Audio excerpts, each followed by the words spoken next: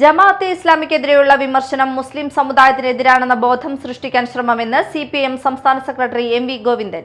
മതവിശ്വാസവും വർഗീയതയും രണ്ടും രണ്ടാണ്. വർഗീയവാദികൾ വിശ്വാസികളല്ല.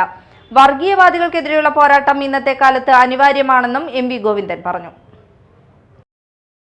ഈ വർഗീയ ധ്രുവീകരണ കാലഘട്ടത്തിൽ വർഗീയ നയങ്ങളെ തുറന്നു കാണിക്കുമ്പോൾ നമ്മുടെ മാധ്യമങ്ങൾ ഉൾപ്പെടെയുള്ള ബൂർഷ്വാ രാഷ്ട്രീയ പാർട്ടികൾ മതത്തിനെതിരായ വിമർശനം എന്ന നിലയിലാണ് സമീപിക്കുന്നത്.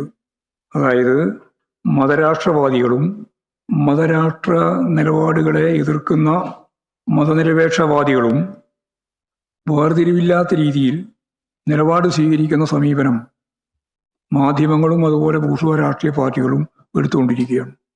മതവർഗീയവാദികൾ അവർക്കെതിരായിട്ട് വരുന്ന വിമർശനങ്ങളെ മതവിമർശനം എന്ന നിലയിലാണ് അവതരിപ്പിക്കുന്നത്.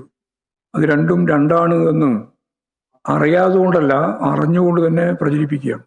RSSനെതിരായിട്ടുള്ള വിമർശനം ഹിന്ദു മതത്തിനെതിരായിട്ടുള്ള വിമർശനമാണെന്ന് സ്ഥാപിക്കാനാണ് പൊതുവെ RSSും RSസിനു വേണ്ടി പ്രവർത്തിക്കുന്ന മാധ്യമ ശൃംഖലകളും ശ്രമിക്കുന്നത്. ജമാഅത്തെ ഇസ്ലാമിയും അതുപോലെ തന്നെ ലീഗ് ഉൾപ്പെടെയുള്ള വിഭാഗങ്ങൾക്ക് നേരെ നടത്തുന്ന വിമർശനം മുസ്ലിം സമുദായത്തിനെതിരായിട്ടുള്ള വിമർശനമാണെന്ന തരത്തിലാണ് പൊതുബോധം സൃഷ്ടിക്കാൻ വേണ്ടി മാധ്യമങ്ങളും ബൂർഷ്വാ പാർട്ടികളും ശ്രമിക്കുന്നത്. ഇത് നല്ലതുപോലെ തുറന്നു കാട്ടി മുന്നോട്ടേക്ക് പോകേണ്ടത് ഇടതുപക്ഷ ജനാധിപത്യ മുന്നണിയെ സംബന്ധിച്ച് വളരെ പ്രധാനപ്പെട്ട കാര്യമാണ്.